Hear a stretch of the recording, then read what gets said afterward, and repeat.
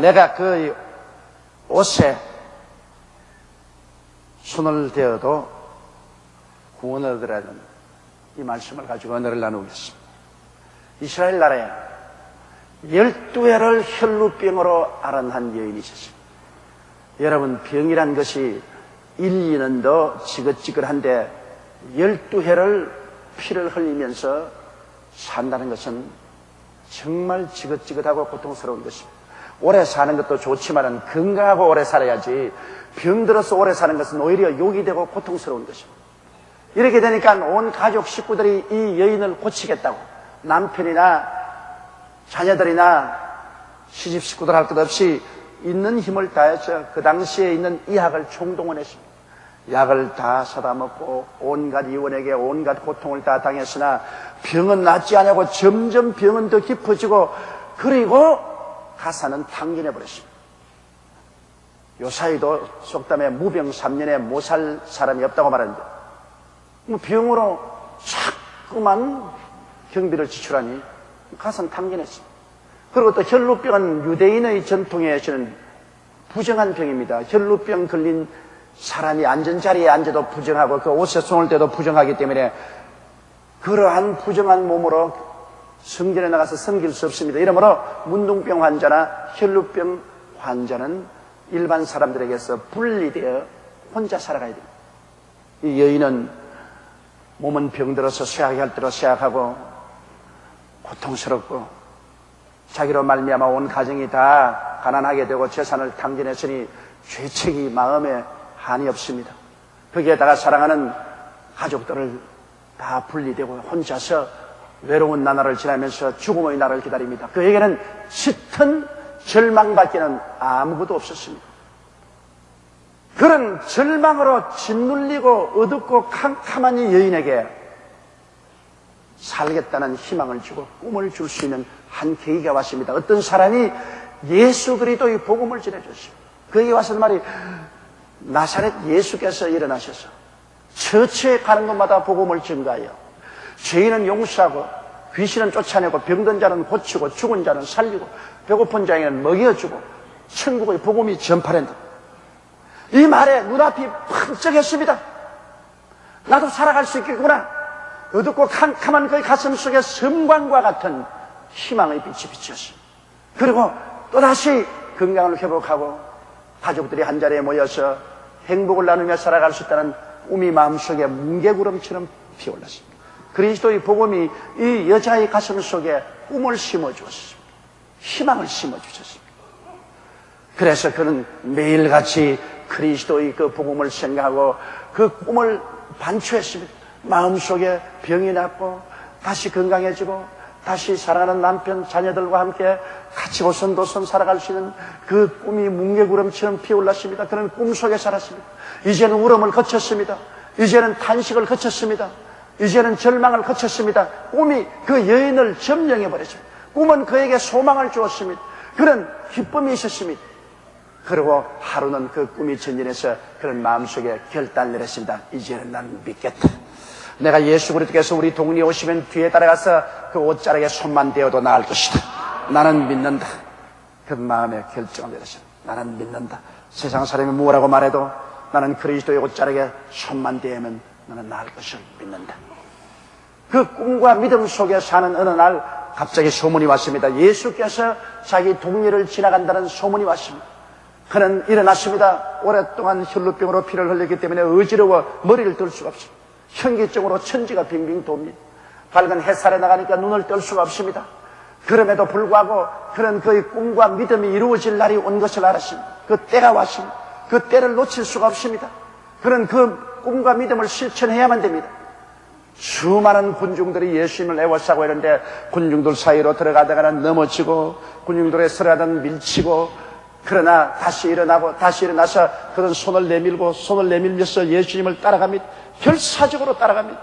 허둥지둥하면서 따라가다가 결코 예수님의 옷자락에 손이 닿자마자 하나님의 놀라운 능력이 그 몸속에 임하고 마는 것입니다. 그의 모든 혈류근이 말랐습니다. 어지러움이 사라지고 몸의 냉기가 사라지고 다시 심장이 힘차게 피를 뿜고 온몸에 생기가 가득 차고 건강이 넘쳐나고 행복이 가득했습니다. 그의 꿈이 이루어졌습니다. 그의 믿음이 이루어졌습니다. 그러자 예수님이 가던 발걸음을 멈추시고 뒤를 돌아보시면서 누가 내 옷에 손을 대었다.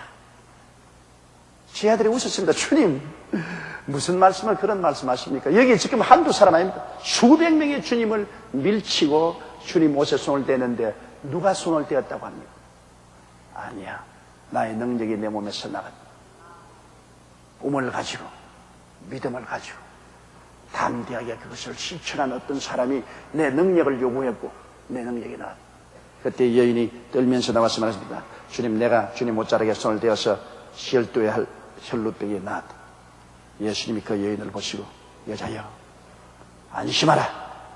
내 믿음이 너를 구원하였으니 평안히 가라고 말했습니다.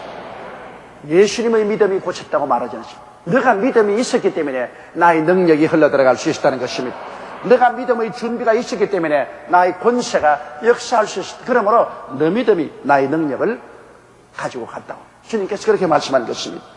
그러므로 오늘 우리는 이 이야기를 통해서 우리가 어떻게 하면 우리에게 임하여 계신 예수 그리스도의 능력을 받아들여서 절망을 소망으로, 죽음을 삶으로, 패배를 승리로 이끌어갈 수 있겠는가? 그 길을 한번 모색해 보자 하는 것입니다. 첫째로 여러분, 성경에는 꿈이 없는 백성은 망한다고 말합니다. 이 여인은 예수의 소문을 듣고 이는 내가 그의 옷에만 손을 떼어도 구원을 얻으리라는 이러한 마음으로 그 가슴 속에 꿈을 얻었습니다. 혈루병 앓은 환자인 여인이 절망에 처했을 때 예수님의 복음을 듣고 꿈을 얻은 것을 우리 여러분 기억하십시오. 꿈이 있으면 하나님의 성령이 역사합니다. 여러분, 가슴 속에 꿈이 있는 이상 그 사람은 이 세상의 존재를 거치지 않습니다. 꿈이 없으면 내일이 없는 사람입니다. 꿈이 없는 사람은 내일을 산출하지 못합니다. 그러므로 살았다 하나 죽은 사람인 것입니다. 요 사이는 생리적인 나이로서 젊었다 늙었다고 말할 수 없습니다. 아무리 젊은이라도 가슴 속에 꿈이 없으면 그는 이미 늙어서 죽은 것입니다. 그러나 아무리 백발이 되어도 그 가슴 속에 활활 타는 꿈이 있으면 그는 생리적인 나이를 따질 필요 없습니다. 그는 젊은 사람인 것입니다. 그는 얼마든지 내일을 산출할 수 있는 기약이 있는 사람이기 때문인 것입니다. 여러분, 예수 그리스도의 십자가는 어떤 것입니까? 우리 절망에 처한 사람들에게 꿈을 심어주는 하나님의 위대한 대답이 아니고 무엇인 것입니까? 아담 하와 여러 사람들은 하나님께 버림받고 죄와 질병, 저주와 절망과 죽음에서 허덕였습니다. 이 세상은 꿈을 잃어버리고 떠내려가는 그런 상황 속에 있었습니다. 그런데 2000년 전에 하나님의 아들 예수님이 오셔서 우리를 대신하여 대속 제물이 되셔서 갈보리 십자가상에서 몸짓고 피를 흘려 달리셨다는 것은 인간에 대한 하나님의 처방입니다. 인간 문제에 대한 하나님의 해답이요, 바로 인간의 절망에 위대한 꿈을 심어준 것입니다. 십자가를 바라볼 때 우리들은 마음속에 꿈을 얻을 수가 있는 것입니다. 십자가는 사람들의 가슴 속에 꿈을 심어주는 하나님의 해답인 것입니다. 이 혈루병 앓은 여인이 그리스도의 복음으로 그 마음속에 꿈을 얻은 것처럼 오늘날 어떠한 절망에 처한 사람도 갈보리 십자가 밑에 나와서 그리스도를 쳐다보면 그게 꿈을 얻습니다. 죄인은 용서받을 꿈을 얻을 수가 있습니다. 버림받은 사람은 하나님께 영접당하고 사랑받는 꿈을 얻을 수가 있는 것입니다. 병든 자는 치료받을 꿈을 얻을 수가 있는 것입니다. 낭패와 실망을 당한 자는 저주에서 해방되는 꿈을 얻을 수가 있는 것입니다. 사망에 처한 자는 영생 천국을 얻을 꿈을 얻을 수가 있는 것입니다. 여러분, 우리에게 확실하게 꿈을 줄 수 있는 근거는 그리스도 십자가밖에 없습니다. 꿈이 여러분에게 새로운 세계를 가져다 주는 것입니다. 여러분이 꿈을 만드는 것이 아니라 꿈이 여러분을 만들어 갑니다. 그렇기 때문에 꿈을 가슴에 품으면 가슴에 품은 그 꿈이 여러분을 변화시켜 가는 것입니다. 이러므로 가슴에 아무런 꿈도 품고 있지 아니하면 아무런 변화를 가져올 수 없습니다. 가슴에 꿈을 품지 않은 사람은 내일이 없는 사람입니다. 오늘로서 그는 벌써 무덤 속에 들어간 사람인 것입니다. 이러므로 우리는 고개를 들어 십자가를 바라보며 항상 그리스도로 말미암아 우리에게 부어지는 참신한 하나님의 꿈을 가슴 속에 품고 그 꿈이 우리를 시시각각으로 이끌어 나가고 변화시키고 우리에게 새로운 삶을 가져오는 역사를 성령의 능력으로 체험하게 되시기를 주님 이름으로 축원합니다. 둘째로 이 꿈 속에서 우리는 믿음의 결단을 내려야 되는 것입니다. 이 혈루병하는 여인은 내가 그 옷자락에 손만 대어도 나음을 얻을 것이라는 믿음의 결단을 내린 것입니다. 믿음이란 언제나 미래에 내 꿈을 두는 것이 아닙니다. 믿음이란 것은 현재에 결단을 내리는 것입니다. 눈에 나무 전가 안 보이고 귀에는 아무 소리 안 들리고 손에 잡히는 것 없어도 내가 믿겠다고 마음속에 결심을 해버리는 것을 말하는 것입니다. 믿음이란 마음의 결단입니다. 기분이 아닙니다. 감각이 아닙니다. 느낌이 아닙니다. 믿음이란 내가 마음속에 나는 내 목숨을 바쳐서 오늘부터 믿는다. 마음의 결심입니다. 그렇기 때문에 주님께서 믿지 않은 자를 보고 꾸짖었습니다. 내 믿음을 어디다 두었느냐? 믿음이 적은 자여 왜 의심하였느냐? 마음의 결단을 내리지 아니하고 마음이 언제나 바람에 요동하는 바다 물결 같기 때문에 주님이 꾸짖은 것입니다. 일단 마음에 내가 믿겠다고 결심을 하면은 살든지 죽든지 흥하든지 망하든지 승하든지 쇠하든지 믿는 것입니다. 머리가 두 쪽이 나도 나는 믿고 나간다. 그게 믿음인 것입니다. 한번 들어보세요. 로마서 4장 17절로 23절에 기록된 바 내가 너를 많은 민족의 조상으로 세웠다 하신 것 같으니 그의 믿은 바 하나님은 죽은 자를 살리시며 없는 것을 있는 것 같이 부르시는 이시니라. 아브라함이 바랄 수 없는 중에 바라고 믿었으니 이는 내 후손이 이와 같으리라 하신 말씀대로 많은 민족의 조상이 되게 하리 하심을 인함이라. 그가 백선하되어 자기 몸의 죽은 것 같음 사라의 태의 죽은 것 같음을 알고도 믿음이 약하여지지 아니하고 믿음이 없어 하나님의 약속을 의심치 않고 믿음에 견고하여졌어 하나님께 영광을 돌리며 약속하신 그것을 또한 능히 이루실 줄을 확신하였으니 그러므로 이것을 저에게 의로 여기시느니라. 이 아브라함의 믿음이야말로 절대로 감각적인 믿음이 아닙니다. 감각으로는 믿을 수가 없어요. 체험적인 믿음도 아닙니다. 100살 된 할아버지가 90살 된 할머니에게 어떻게 아들을 낳습니까? 체험적인 것도 아닙니다. 이성적인 것도 아닙니다. 오직 하나님 말씀을 믿겠다고 결심하는 결단인 것입니다. 그러므로 오늘 여러분은 모두 다 믿을 수가 있습니다. 내 마음속에 결단을 내리면 믿을 수가 있는 것입니다. 결단을 내리지 아니하고 언제나 주저하고 머뭇거리는 사람은 결코 믿음의 세계 속에 들어갈 수 없습니다. 하나님의 말씀을 듣고 믿기로 결심해야 됩니다. 믿음은 들음에서 나며 들음은 그리스도의 말씀으로 말미암느니라. 그리스도의 말씀을 들을 때 내가 전 인격을 거기에 투영해서 믿겠다고 결심을 할 때 그때로부터 믿음이 출발한 것입니다. 이 혈루병하는 여인은 비록 12회 동안 피를 흘렸지만은 그는 그리스도의 복음 말씀을 듣고 꿈을 얻고 난 다음에는 그는 그것이 이루어질 줄 믿기로 결심한 것입니다. 나는 이제는 믿는다. 눈에 나무 천가 안 보이고 귀에는 아무 소리 안 들리고 손에 잡히는 거 없고 느낌이 없어도 나는 믿는다. 나는 예수님이 옷자락에 손만 대면 나을 줄 믿는다. 그런 결단을 내린 것입니다. 셋째로 여러분 꿈과 믿음이 있으면 그 다음에 중요한 것은 담대한 입술의 고백인 것입니다. 믿음과 고백은 상호 상승작용을 한 것입니다. 아무리 마음속에 믿기로 결단하고 난 다음에도 입술이 그 믿음을 부인해버리면 마음속에 심은 씨앗을 다 파헤쳐버립니다. 아무리 믿기로 결심하고 난 다음에도 마음속에 그것을 부인해버리면 그 믿음은 죽어버리고 마는 것입니다. 잠언서 6장 2절에 내 입의 말로 내가 얽혔으며 내 입의 말로 인하여 잡히게 되다. 입술의 말이 나를 얽고 입술의 말이 나를 잡습니다. 누가복음 6장 45절에 선한 사람은 마음의 쌓은 선에서 선을 내고 악한 자는 그 쌓은 악에서 악을 내나니 이는 마음에 가득한 것을 입으로 말함이라고 말한 것입니다. 그러므로 마음에 있는 것과 입은 똑같이 말을 해야 되는 것입니다. 마음에 믿으면서 입술로는 부인해버리면 안 됩니다. 마음으로는 내가 그리스도를 의지하고 아브라함의 복을 받은 사람이다 하면서 겉으로는 입술로는 나는 가난하고 헐벗고 굶주리고 낭패와 실망을 당하고 패배한 사람입니다. 나는 못났어요. 못해요. 그러면 마음에 믿은 게 무슨 소용이 있습니까? 뿌리채 다 파헤쳐버리고 말죠. 내가 옛날에 부흥에 열심히 다닐 때 언제나 장난기가 있어서 늘 물어보겠습니다. 대개 가면 권사님 손 드세요. 권사님들 손을. 권사님 오늘 저녁에 죽으면 천당 가겠어요? 시골에 가서 물으면 대다수가 다 그러갑니다. 죽어봐야 알지요. 그 믿은 것 입으로 다 부인해버린 것입니다. 실컷 믿어 권사까지 되었으면서 오늘 믿어 천당 가겠어요? 죽어가 봐야 안다면은 끝이지 뭐. 믿음이란 지금 아는 것인데. 이와 같이 여러분, 입술로서 우리 믿음을 붙잡기도 하고 입술로서 우리 믿음을 포기해버리기도 하는 것입니다. 사람이 마음으로 믿어에 이르고 입으로 고백해서 구원에 이른다고 말한 것입니다. 마음에 믿어서 아무리 의롭게 되어도 부인해버리면 그만 없어지고 마는 것입니다. 여러분, 믿음의 고백은 우리 마음속에 꽉 들어찬 신앙을 강하게 할 뿐아니라 풀어놓습니다. 여기 전지가 있는데, 여기 모타가 있는데, 모타에다가 전선으로 연결하면 모타가 돌아가지 않아요.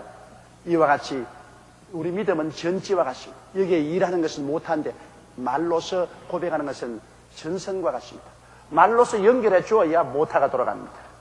아무리 여러분 마음속에 강한 믿음의 전지가 있어도 입술의 고백의 전선으로 모다에 연결해 주어야 모다가 돌아가야 공장이 돌아가고 생산이 되죠. 하나님의 역사가 일어나려면 여러분 마음속에 믿음의 전지를 하나님의 능력의 성령의 모타에 연결해 줘야 되는데 그게 바로 믿음의 고백입니다. 그러니까 그 믿음을 의로 느끼십니다. 그 다음에는 하나님께서 그 믿음을 고백하게 하십니다. 너는 이제 너 이름은 아브라함, 그냥 높은 아버지, 존귀한 아버지가 아니다. 아브라함, 많은 무리의 아버지, 열국의 아버지 이름을 바꿔라. 그리고 너의 아내는 사레, 나의 공주가 아니라 사라, 즉 열국의 어머니라는 이름으로 바꾸라. 그래서 그들은 먼저 꿈을 가지고 그 다음 믿음을 가지고 난 다음에는 하나님이 꿈과 믿음이 입술로 고백되게 만들었습니다. 매일같이 그 부인은 남편을 보고 아브라함, 즉 열국의 아버지여. 아브라함은 자기 아내 보고 사라, 열국의 어머니여. 아직까지도 마른 나무처럼 자식이 없는 그 두 부부가 깡마른 할아버지 할머니가 서로 쳐다보고 만국의 아버지여, 오 열국의 어머니여. 참 희극도 희극이 아니라 비극같이 같았어. 눈물을 흘리지 않고는 그것을 들을 수 없습니다. 다른 사람이 볼 때는 요사이 현대어로 말하면 보통 치매에 걸린 게 아닙니다. 병원에 입원을 쓰게도 아주 중요한 병원에 입원을 쓰게 될 정도로 치매에 걸렸습니다. 100살 먹은 할아버지가 90살 먹은 아내를 보고 서로 많은 민족의 조상이여 많은 열국의 어미여 할 때는 여러분 정상적인 사람이라고 볼 수 있겠습니까? 그러나 그들은 마음속에 하나님이 주신 꿈과 그 꿈을 믿은 결단 믿음을 입술의 고백으로 풀어놓도록 하나님이 명령한 것입니다. 그래서 그들은 매일같이 입술의 고백을 했습니다. 눈에 보이지 않고 귀에 들리지 않고 손에 잡히지 않은 것을 입술로 없는 것을 있는 것 같이 고백했습니다. 바로 하나님이 그런 하나님 아닙니까? 아브라함의 믿음 하나님은 죽은 자를 살리시며 없는 것을 있는 것 같이 부르시는 하나님이시니라. 이게 바로 영적인 세계의 역사인 것입니다. 없는 것은 지금 있는 것 같이 부를 때 그 말씀이 나가서 있게 만드는 것입니다. 이러므로 여러분 아무것도 없는데 내가 어떻게 입술로 고백하는 건 거짓말 아닌가? 그렇지 않습니다. 그건 거짓말이 아니고 없는 것을 있는 것 같이 부를 때 믿음이 풀리는 것입니다. 믿음이 나타나서 역사하는 것입니다. 그리고 넷째로는 이제 담대한 실천이 있어야 되는 것입니다. 이 혈루병하는 여인에게 예수님이 지나간다는 소식이 들리자 어지럽고 아프고 고통스럽고 군중에 둘러싸여 있음에도 불구하고 그들은 믿음으로 실천했습니다. 행함이 없는 믿음은 죽음입니다. 모든 일에는 그것이 이룰 때가 옵니다. 전도서 3장 1절에 천하의 범사에 기한이 있고 모든 목적이 이룰 때가 있나니 하나님이 모든 일을 지으실 때 때를 따라 아름답게 하셨다고 말한 것입니다. 때가 왔을 때 기회를 놓치지 말고 실천해야만 하는 것입니다. 히브리서 10장 38절 39절에 오직 나 여인은 믿음으로 말미암아 살리라. 또한 뒤로 물러가면 내 마음이 저를 기뻐하지 아니하라고 말한 것입니다. 그러므로 여러분 우리가 꿈을 갖고 믿음을 갖고 입술로 담대하게 고백하고 있으면 반드시 때가 옵니다. 때가 오거들랑 그때는 담대함을 가지고 실천하십시오. 두려워하면 안 됩니다. 뒤로 물러가면 안 됩니다. 두려움은 하나님이 미워하시는 것입니다. 믿음으로 배에서 뛰어나가서 물으로 걷기 시작해야 되는 것입니다. 믿음으로 지붕을 뜯고 평상을 달아내려야 되는 것입니다. 믿음으로 홍해수를 향해 걸어 들어가야 되는 것입니다. 흡결을 메고 믿음으로 요단강으로 들어가야만 되는 것입니다. 때가 오면 담대한 실천을 통해서 하나님의 역사가 일어납니다. 히브리서 10장 35절에 그러므로 너희 담대함을 버리지 말라. 이것이 큰 상을 얻느니라고 말씀하고 있는 것입니다.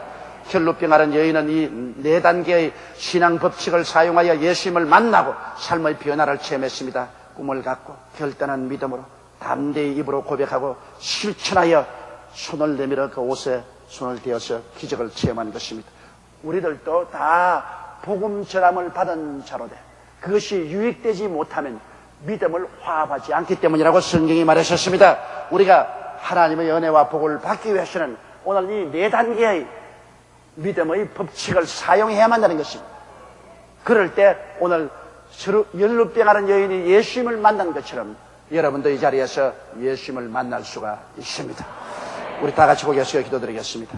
전능하신 우리 하나님 아버지, 예수님이 아무리 우리 곁에 와 계셔도 우리가 예수 그리스도의 능력을 받아들일 수 있는 그릇이 준비되지 아니하면 수많은 사람이 예수 그리스도를 밀고 그리스도의 옷에 손을 대도 아무 역사가 일어나지 않은 것처럼 아무런 역사도 일어나지 아니할 것입니다.